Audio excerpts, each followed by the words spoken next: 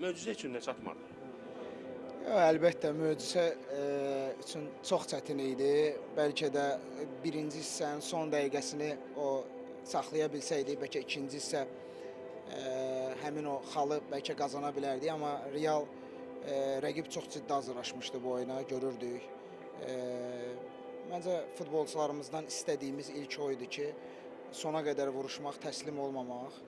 Məncə vuruşdular. Əlbəttə belə rəqiblərə qarşı bu olmasa çətinlik çəkərik.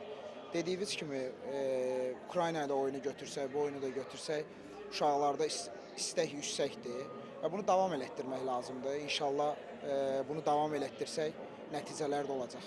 Əlbəttə bilirsiniz ki, ilk saniyədə qol buraxmaq həmişə komandaya pis təsir eləyir və ikinci hissə necə ki birinci hissədə mübarizə var idi, taktiki cəhətdən düz oynayırdıq, onu istəyirdik. Məncə davam oldu və ikinci qol standart vəziyyətdən gəldi. Bəlkə də orada biraz daha yaxşı oynaya bilərdik.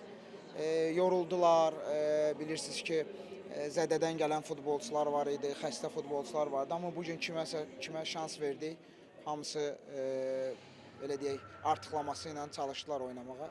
Məncə taktiki baxımdan komanda məğlub olsaq da amma düz oynadı. Əlbəttə mən dünən də demişdim, biz bu oyuna iki oyuna hazırlaşırdıq. Bugün bəzi futbolçular var ki, oynamadılar, dincəldilər və yəqin ki, rotasiyalarımız olacaq. Çünki bir çox futbolçularda ağrılar oldu. Yenə deyirəm, eyni vuruşacağıq. Yəni rəqiblərimiz bəllidir, amma ən əsas odur ki, meydançada çalışmaq lazımdır.